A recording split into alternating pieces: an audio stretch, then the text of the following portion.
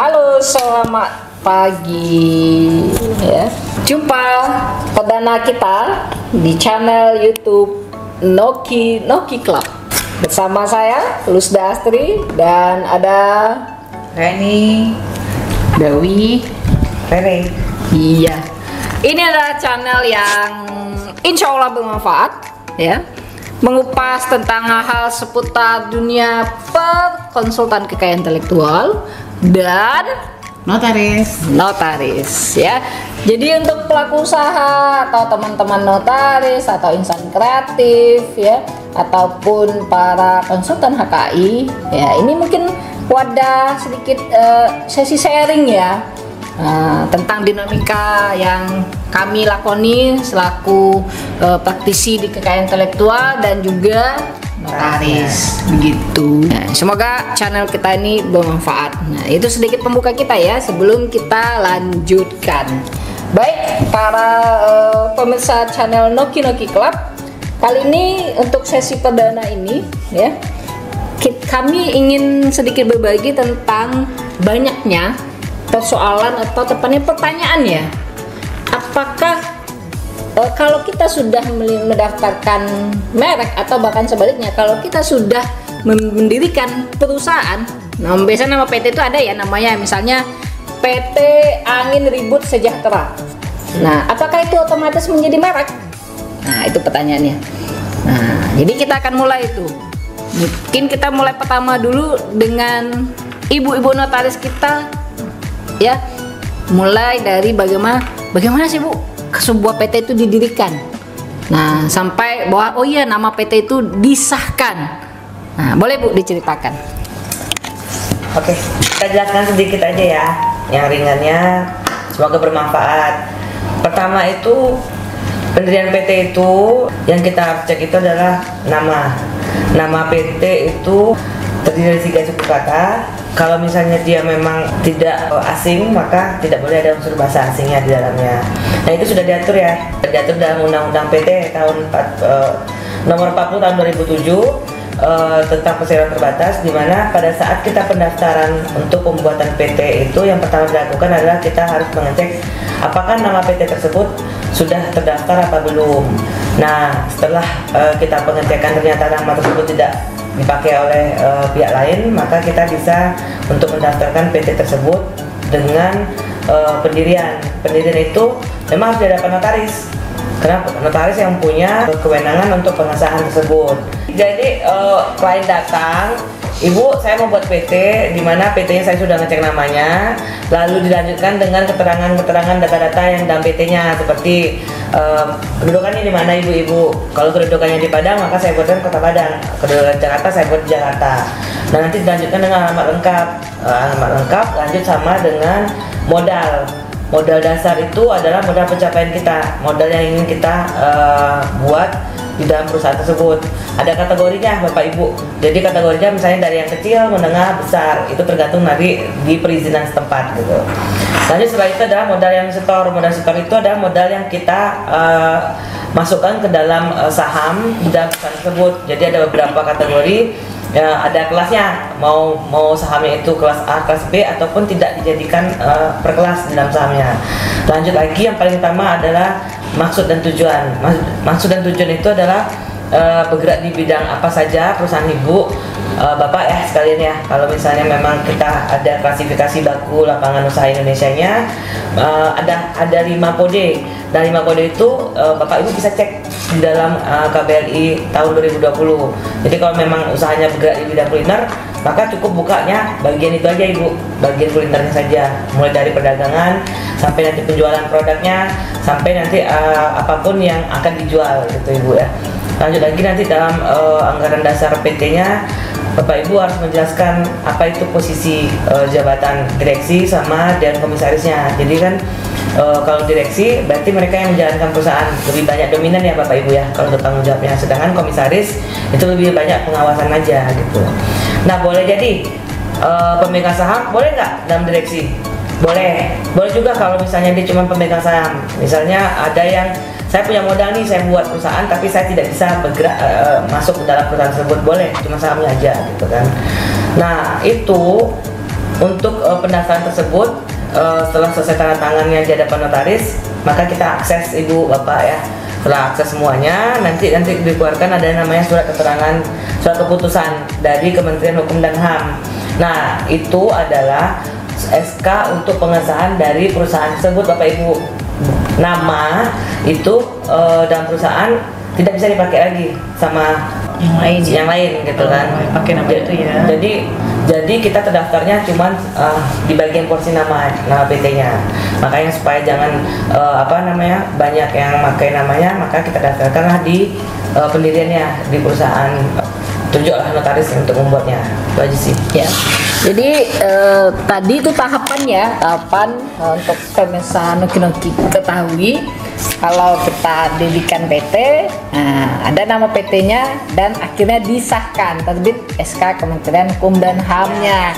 Tapi itu hanya untuk nama PT-nya ya. Ya. Nah, jadi kalau berpikirannya, kan nama PT-nya juga menjadi nama mereknya, nama merek dari usahanya, begitu. Jadi dia tidak otomatis ya. Boleh bantu jawab. Nah, mungkin gini, karena perusahaan bukan berarti semua punya produk. Nah, gitu. Jadi bidang perusahaannya mungkin ada yang kontraktor, ada yang bagian penyiaran, ada yang jasa atau apa.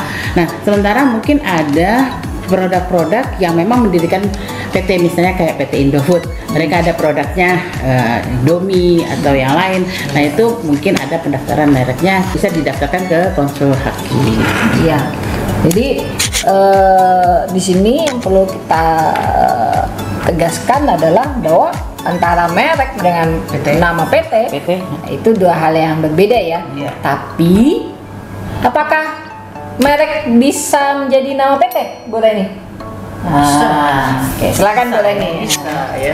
Jadi kan untuk merek ini kan acuannya kita Undang-Undang 20 2016.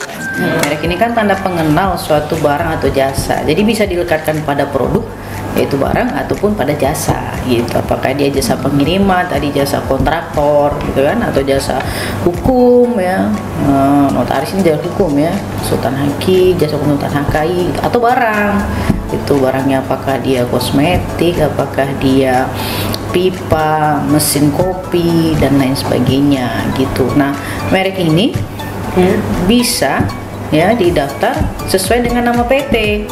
Bisa ya, tergantung si pemohon. Kalau memang si pemohon mau menggunakan nama PT sekaligus jadi nama merek baik di produk maupun jasanya gitu. Misalnya PT-nya tadi Angin Ribut Sejahtera gitu kan. Produknya juga Angin Ribut berarti ya. Mereknya KBLI-nya adalah barang ya, barangnya mesin kopi dan jasanya pengiriman barang misalnya gitu ya. Di KBLI-nya ada lebih dari satu kegiatannya. Nah, Angin Ribut Sejahtera ini juga mau dijadikan mereknya pada barang mesin kopi dan pada jasa pengiriman. Nah, berarti didaftar merek Angin Ribut Sejahtera di mesin kopi ya, di barang kelas barang dan di jasa pengiriman kelas jasa. Nah, daftarnya itu instansinya berbeda ya. Tadi kalau untuk pendirian PT kan di AHU ya, administrasi situ ya. Nah, kalau di perlindungan merek ya, yang menerima, memeriksa dan mengeluarkan sertifikat itu adanya di DJKI, Direktorat Jenderal Kekayaan Intelektual. Tapi masih dalam satu naungan nih, Kementerian Hukum dan HAM. Tapi gitu. beda jalur, beda apa instansinya. Nah, jadi kalau mau dijadikan nama PT menjadi nama merek, silakan setelah didirikan PT-nya langsung daftar mereknya gitu. Tapi kalau misalnya jadi PT-nya tadi ya ada akta pendirian sama SK-nya, tidak didaftarkan mereknya tapi dia dipakai sebagai merek, maka tidak ada perlindungannya. Bebas-bebas aja berarti ya orang-orang. Iya, kalau diambil orang ya nggak bisa menuntut ya, karena kan tidak ada bukti kepemilikan. Jadi kalau mau ada bukti kepemilikan merek, nama PT menjadi nama mereknya, maka silakan daftar. Jadi setelah didirikan langsung daftar itu mereknya ke DJKI begitu. Dan itu bisa apa ya? Bolak-balik ya, timbal balik ya. Jadi timbal balik maksudnya gimana? Timbal balik maksudnya gini. kalau orangnya hanya daftar merek Bu Reni, Iya. tidak juga otomatis jadi nama PT dia kan? Iya, betul. Nah, gitu. Iya. Gitu juga kalau dia PT. bikin nama PT-nya, Belum tentu belum tentu jadi otomatis. Iya. Karena untuk Merek. mendaftar merek bisa pakai persorangan ya. Iya. Gitu. Jadi untuk pemesan Noki ketahui ya. Jadi keliru ya kalau misalnya kita terus berpikiran oh karena saya sudah bikin itu atas nama PT otomatis itu mereknya menjadi milik terdaftar. Enggak ya. Begitu ya sebaliknya karena mereknya sudah didaftar misalnya kayak Angin Ribut Sejahtera itu otomatis nama PT-nya juga langsung saya dapat gitu Angin Ribut Sejahtera. Pasti akan dicek gitu. dulu gitu. Iya. Misalnya pada saat produknya Iya. keluar, ternyata nama PT-nya sudah terdaftar, Angin Ribut yang lain kita nggak bisa pakai. Nah, yang sering itu kan terjadi kebingungan ya. Ketika dia mau dirikan PT, itu Ya. kan cek nama. Ya. Ya.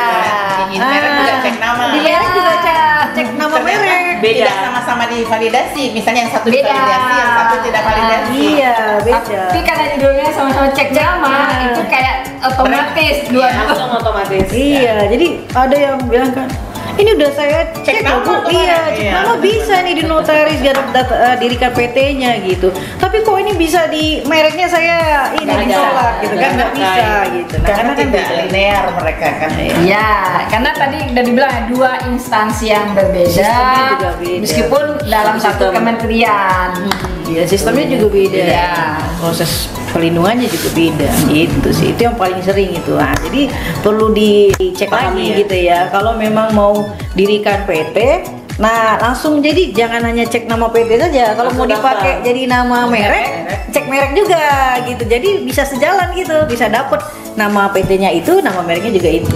Begitu sebaliknya. Begitu sebaliknya. Kalau merek mau jadiin juga nama PT, Cek juga, iya. Jadi barengan ngeceknya gitu kan. Nah, ini kalau potensi baru nih ini. Kalau memang mau nama PT jadi nama merek atau nama merek jadi nama PT. Kebalikannya gitu. Begitu ya pemirsa Noki Club. Ya ini sedikit saja pembahasan kita kali ini. Sampai ketemu di video selanjutnya. Sampai jumpa.